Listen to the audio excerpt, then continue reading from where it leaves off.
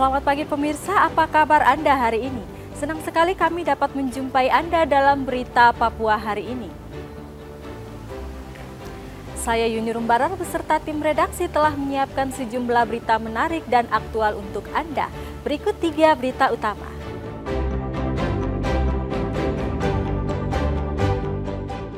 Seorang tukang bangunan di Kabupaten Manokwari membunuh majikan dan sembunyikan jenazah di dalam septic tank.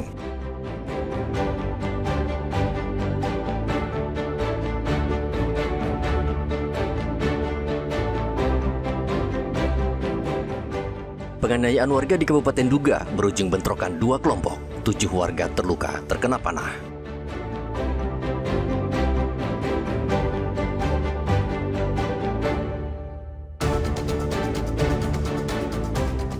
Empat korban terseret arus sungai di Kabupaten Duga ditemukan tewas, 14 lainnya masih hilang.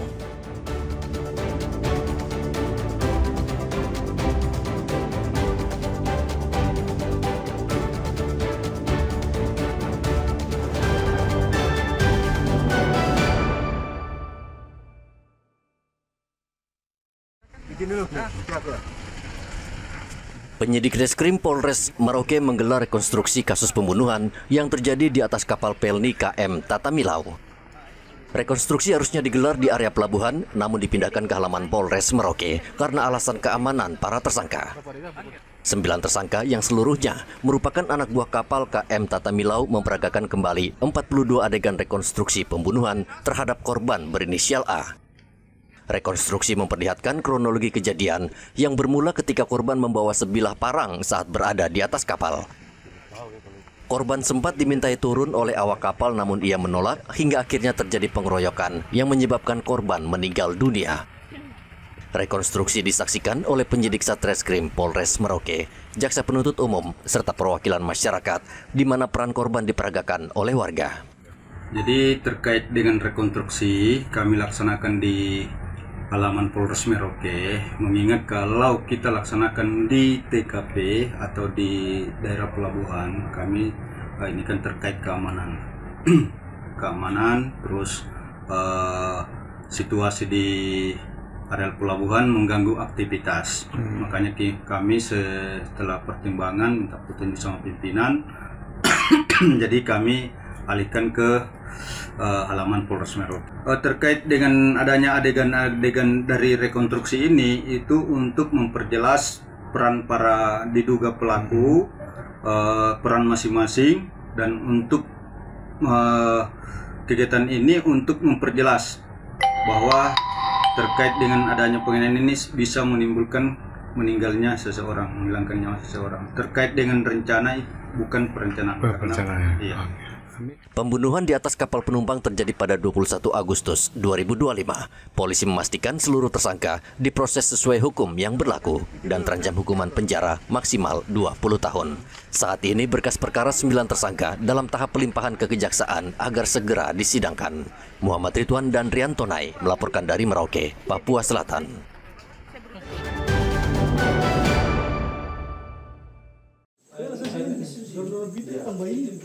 Satuan Narkoba Polres Merauke terus melakukan razia pabrik miras oplosan. Polisi menyisir sejumlah kawasan padat penduduk untuk memberantas peredaran minuman keras di Kabupaten Merauke. Polisi menemukan pabrik minuman keras rumahan atau oplosan di permukiman padat di Kaliweda, Kabupaten Merauke pada hari Selasa. Ratusan liter minuman keras yang disimpan di dalam rumah serta barang bukti pembuatan miras langsung dimusnahkan di lokasi. Lokasi produksi cukup rapi dan tersembunyi sehingga aparat sempat terkecoh. Nah, ini menjadi Sopi. Dan hari ini kita dari Cipto 3 dan 1 Narkoba melaksanakan penggerebekan di Jalan apa? Kompleks Mayu. Kompleks Mayu, Jalan Kaliweda. Kaliweda. Ini ada 2 rumah ini dengan rumah sebelah di sebelah siap untuk diproduksi juga. Oke, kita tetap beratas terkait dengan karena ini bahan-bahannya kasihan ini dari Feripan yang dimasak. Oke. Polisi juga menangkap pemilik rumah serta 1 pelaku diduga terlibat memproduksi minuman keras oplosan. Peredaran minuman keras di Merauke marak terjadi. Pelaku memilih permukiman padat untuk memproduksi minuman keras oplosan agar tidak tercium aparat. Muhammad Ridwan dan Rian Tonai melaporkan dari Merauke, Papua Selatan.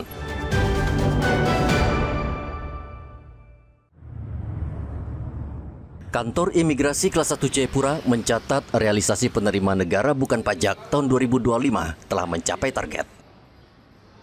Pendapatan tersebut melampaui target berkat meningkatnya permintaan pembuatan paspor masyarakat dengan nilai mencapai 3,1 miliar rupiah. Selain paspor penerbitan izin tinggal, keimigrasian juga menambah pemasukan negara sebesar 2,2 miliar rupiah sejak Januari tahun ini. Kepala Kantor Imigrasi Kelas 1 Jayapura Sutejo mengatakan capaian ini berkat optimalisasi pelayanan dan perluasan program jemput bola yang dijalankan seluruh tim kantor imigrasi. PNBP Kantor Imigrasi Kelas 1 TPI Jayapura periode Januari sampai Oktober 2025 di angka 5.338.145.313 rupiah. Capaian itu berasal dari layanan pemberian paspor. Kemudian satu lagi adalah untuk penerbitan izin tinggal. E-paspor ya, e-paspor. Jadi kita sudah tidak memberikan paspor biasa lagi. Jadi kita sudah e-paspor semua mulai November 2025. Mulai awal November 2025, Kantor Imigrasi Jayapura tidak lagi menerbitkan paspor biasa dan sepenuhnya beralih ke paspor elektronik.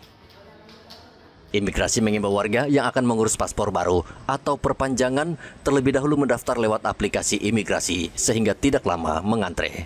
Hendra dan Riantonai melaporkan dari Kota Jayapura, Papua.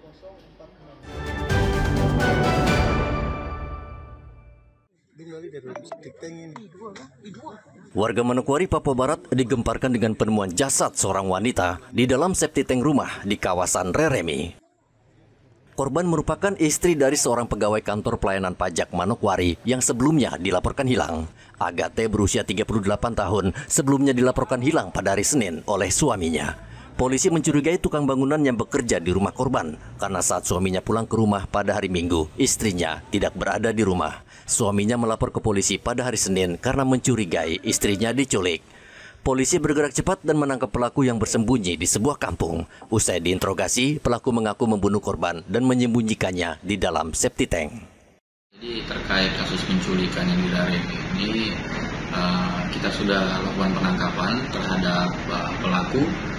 Kemudian kita sekarang lagi proses pendalaman dan proses lidik-sidik. Sekarang posisinya kita sudah tetapkan tersangka dan sudah kita tahan di rutan Polres Manokwari. Hasil visum tadi malam yang dilakukan oleh RSUD itu memang waktu kita temukan itu memang sudah ada bekas luka di dada korban sebanyak 3 luka tikaman. Hingga saat ini pelaku masih diperiksa untuk menemukan motif pembunuhan. Polisi sudah menetapkan YH sebagai tersangka tunggal, namun penyidik masih mendalami kemungkinan adanya pihak lain yang terlibat. Jasad korban telah dievakuasi ke RSUD Manokwari untuk visum dan autopsi sebelum diserahkan kepada keluarga. Edi dan Riantonai melaporkan dari Manokwari, Papua Barat.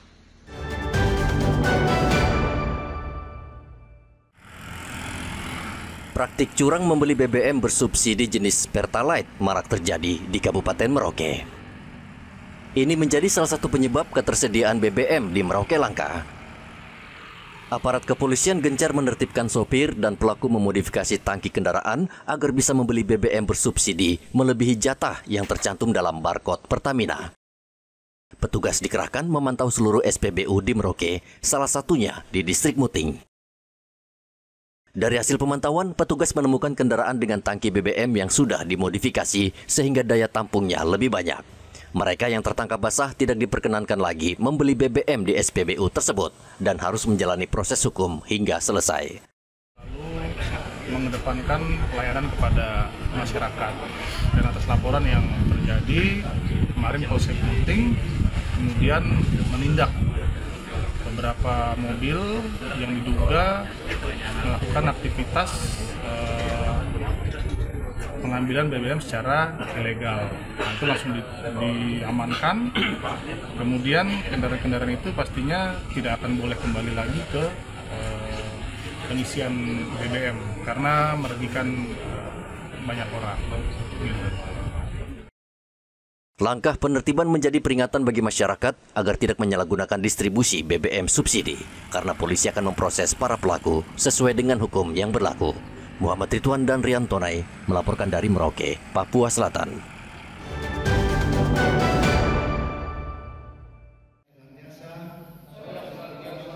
Kejaksaan Tinggi Papua membentuk satuan baru bernama Asisten Bidang Pemulihan Aset.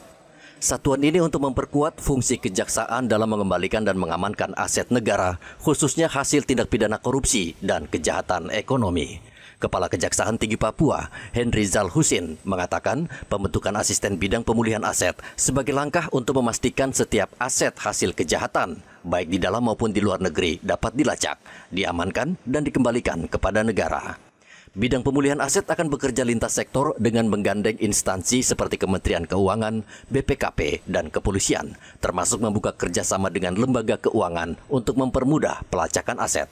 Jadi di samping penanganan perkara, kita juga diminta fokus untuk pengembalian kepada negara dengan cara melakukan penelusuran aset dan perampasan terhadap aset para pelaku tindak pidana.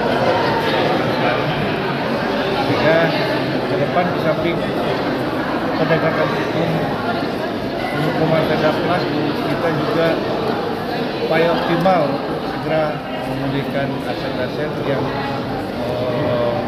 sebagai pengganti kerugian keuangan negara. Target kita Kejaksaan Tinggi sudah lebih ya, sudah ada 10 perkara lebih kita libatkan, tapi kita tidak sebatas capaian itu. Kita harus yang optimal mungkin dalam menangani dan menyelesaikan perkara yang kita proses untuk kita dapatkan keputusan pengadilan.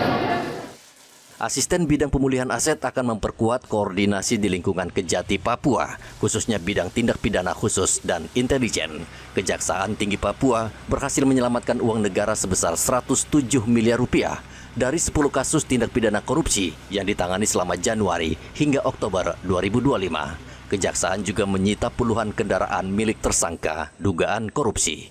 Hendra dan Rian Tonai melaporkan dari Kota Jayapura, Papua.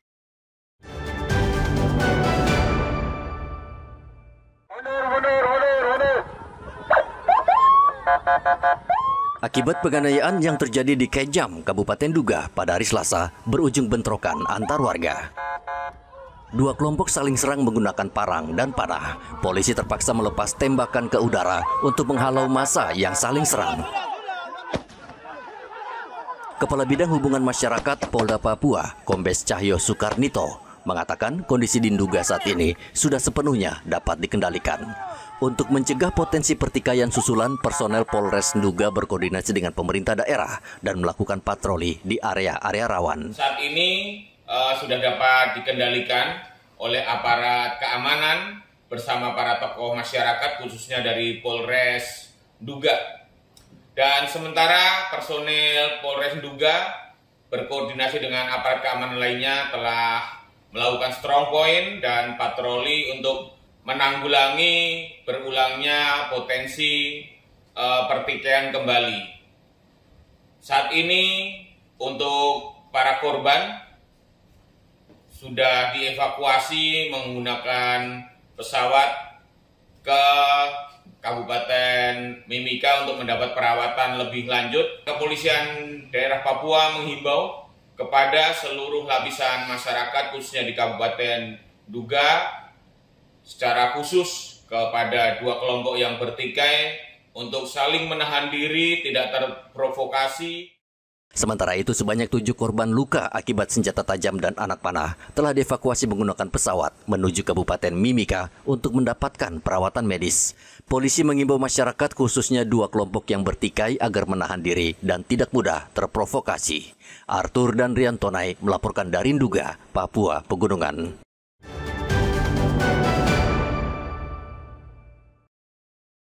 Tingginya curah hujan di sejumlah wilayah pertanian, terutama di Kabupaten Merauke dan sekitarnya, mengakibatkan lahan persawahan tergenang air dalam waktu lama.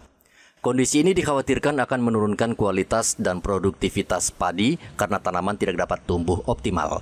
Kepala Dinas Pertanian dan Perikanan Provinsi Papua Selatan, Paino, mengatakan curah hujan yang tinggi bukan hanya menghambat masa tanam, tetapi juga berdampak pada hasil panen petani yang diperkirakan turun sekitar 25% dibanding tahun sebelumnya. Sesuai pantauan kami di lapangan, justru meningkat.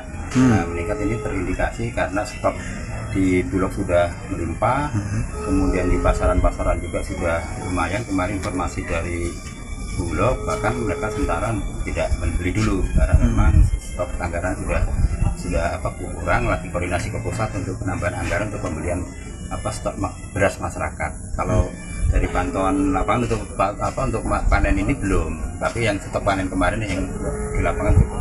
Nah, tapi untuk prediksinya untuk panen kali ini kira-kira seperti apa Pak Kadis? Kalau dari cuacanya mungkin nggak jauh beda dengan yang tanam kedua. Ada penurunan berarti ya? Mudah-mudahan tidak terlalu signifikan penurunan.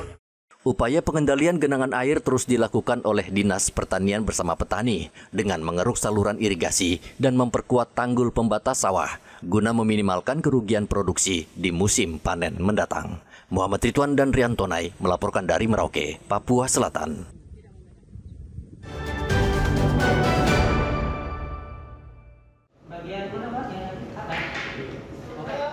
Sebanyak 54 personel SAR Timika Papua Tengah mengikuti uji periodik untuk meningkatkan kesiapsiagaan dan kemampuan melaksanakan tugas pencarian serta pertolongan korban di lokasi kejadian.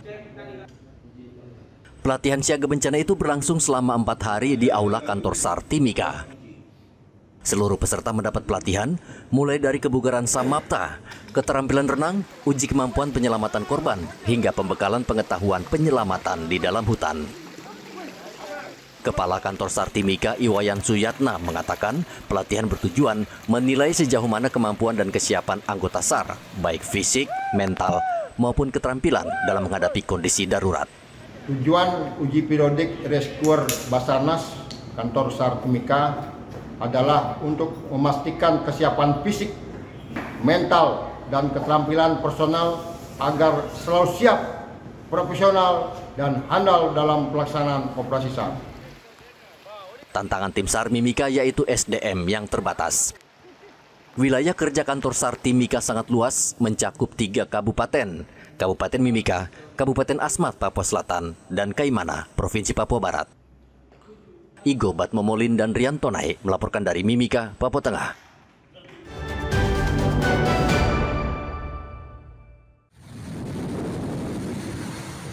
Tim SAR gabungan menemukan 4 korban banjir bandang dan longsor di Kabupaten Duga, Papua Pegunungan. Hingga saat ini jumlah keseluruhan korban yang berhasil ditemukan menjadi 9 orang, sementara 14 orang lainnya masih dalam pencarian. 9 orang yang tewas antara lain 8 korban di distrik Dal dan 1 korban di distrik Mebarok. Salah satu relawan pencarian korban, Yorius Gwijangge, mengatakan proses pencarian berlangsung lamban karena medan yang sulit serta rawan longsor. Yang hari ini kami butuh di lapangan adalah caranya bagaimana kami punya adik-adik yang sudah dianyut ini harus dapat semua.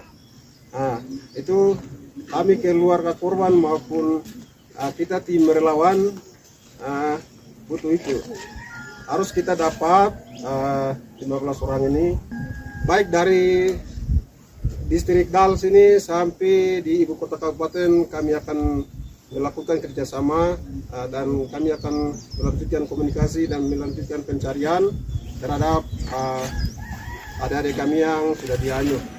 Tim SAR gabungan yang terdiri dari BPBD, TNI Polri, relawan, serta keluarga korban saat ini terus menyisir sepanjang sungai Panpan hingga ke wilayah ibu kota Kenyam untuk mencari korban yang hilang. Keluarga berharap korban ditemukan dalam keadaan selamat. Hujan deras yang melanda Kampung Dal dan Silan di distrik Dal, Kabupaten Duga, Provinsi Papua Pegunungan pada 1 November lalu menyebabkan banjir dan tanah longsor. Data BPBD menyebut belasan orang terseret arus. Arthur dan Rian Tonai melaporkan dari Duga, Papua Pegunungan. Informasi tadi sekaligus menutup jumpa kita dalam Berita Papua hari ini. Saya Yuni Rumbarar dan tim redaksi yang bertugas mengucapkan terima kasih atas kebersamaan Anda. Selamat pagi dan sampai jumpa. Wanyambe.